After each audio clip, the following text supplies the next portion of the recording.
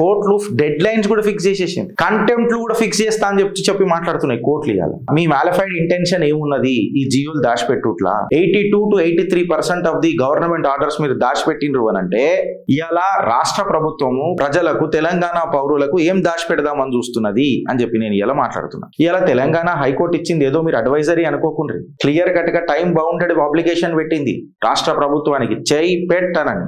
అన్ని departments 2 full years constitutional doctrine complete గా పెట్టాలా, ఇది గ్రౌండ్ ఆర్డర్ అని చెప్పి క్లియర్ కట్ గా చెప్పింది. జుడిషియల్ లాంగ్వేజ్ ఉంది కదా ఫ్రెండ్స్, కంప్లీట్ గా కాంగ్రెస్ యొక్క గవర్నెన్స్ ఫెయిల్యూర్ మీద క్లియర్ కట్ గా ఒక స్టాంప్ గుద్దినట్టు మాట్లాడింది. హైకోర్టు వచ్చేదాకా ఇది బయటికి రాలేదు ఎందుకు అని అంటున్నా. మళ్ళీ ఇది ప్రజాప్రభుత్వమా? ప్రజాప్రభుత్వంలో ప్రజలకు ఆర్డర్లు తెలివయా? మళ్ళా ఈ జీవోలు పబ్లిషింగ్ చేయాలని మీకు తెలియదా? కాన్స్టిట్యూషన్ ని మీరు ఒబే చేయాలని మీకు తెలియదా? కాన్స్టిట్యూషన్ ఒబే చేయడం, పబ్లిషింగ్ లో జియో చేయడం అనేది ఇన్ఫాక్ట్ చెప్పాలనంటే పౌరుల మనోభావాలకు నిలబడడం అనేది కాదా? ఇవాళ నేను తెలంగాణ ప్రజలను అడుగుతున్నాను, గవర్నమెంట్ డెసిషన్స్ సీక్రెట్ గా పెట్టొచ్చా? ఆర్టీఐ అనేది తెలంగాణ పౌరుడికి హక్కా, లేకపోతే కాంగ్రెస్ ప్రభుత్వాల ఇష్ట రాజ్యమా?